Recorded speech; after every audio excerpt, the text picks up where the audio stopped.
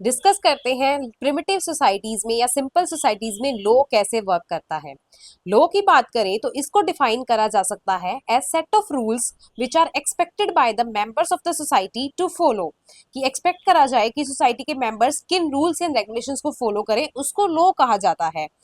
इसके उसको और भी एक तरीके से डिफाइन करा जा सकता है कि एक सोशल नॉर्म या मल्टीपल सोशल नॉर्म्स जो एक परमिजिबल लिमिट के बियॉन्ड अगर उसको वॉयलेट करा जाता है तो उस वॉयलेशन के केस में उसका एक फॉर्मल प्रोसीजर को फॉलो करके उसको पनिश करा जाएगा बाय एन इंडिविजुअल और अ ग्रुप। यहाँ पे हमारे केस में आज के टाइम पे इसको हम ले सकते हैं हमारी आज की गवर्नमेंट।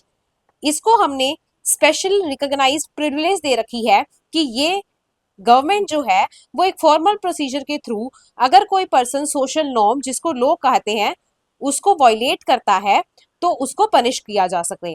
अब देखते हैं कि इस प्रिमिटिव लॉज के क्या क्या करेक्टरिस्टिक्स होते हैं। फर्स्टली, जैसे कि प्रिमिटिव सोसाइटीज में जो इकोनॉमी होती है वो भी सोशल एम्बेडेडनेस का एक कंसेप्ट हमने वहां पढ़ा था कि उसको भी, इकोनॉमी को भी हम सोशली जो फैक्टर्स हैं जैसे कि किनशिप हो गया, मैरिज हो गया, इससे सेपरेट नहीं कर सकते।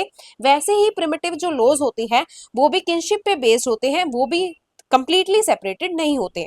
सेकंड इसका करेक्टरिस्टिक है collective responsibility. In case primitive societies में कोई लॉ एब्सेंट है तो कलेक्टिवली वहां के मेंबर्स डिसाइड करेंगे कि किस तरह के रूल्स एंड रेगुलेशंस को फॉलो किया जाना चाहिए। थर्डली, क्योंकि ये एथिकल नॉर्म से कोइंसाइड करते हैं इसलिए अगर इस लॉज को प्रिमिटिव सोसाइटी में वॉयलेट किया जाता है, इनको ब्रीच किया जाता है तो इसको एक सिन कंसिडर किया जाता है और माना जाता है कि इस सिन की जो पनिशमेंट है वो कोई सुपर नेचुरल पावर देगी। फोर्थ, ये प्रीडोमिनेंटली क्रिमिनल लॉ होता है। ये सोसाइटी सिविल लॉज के लिए, सिविल एस्पेक्ट्स के लिए, सिविल मैटर्स के लिए पर्टिकुलरली लॉज बनाने में फेल करती हैं। ये पब्लिक और प्राइवेट रॉन्ग्स में डिफरेंशिएट नहीं कर पाती। ये ज्यादा पब्लिक ओपिनियन को कंसिडर करती है, उनको ज्यादा मैटर करती है, इनके लिए पब्लिक ओपिनियन ज्यादा मैटर करता है। इनके लिए पनिशमेंट जो होती है that is an eye for an eye. अगर किसी ने किसी के साथ कुछ गलत किया है तो इनके लिए पनिशमेंट होता है कि दूसरा पर्सन भी उस पर्सन के साथ उतना ही गलत करे। तो ये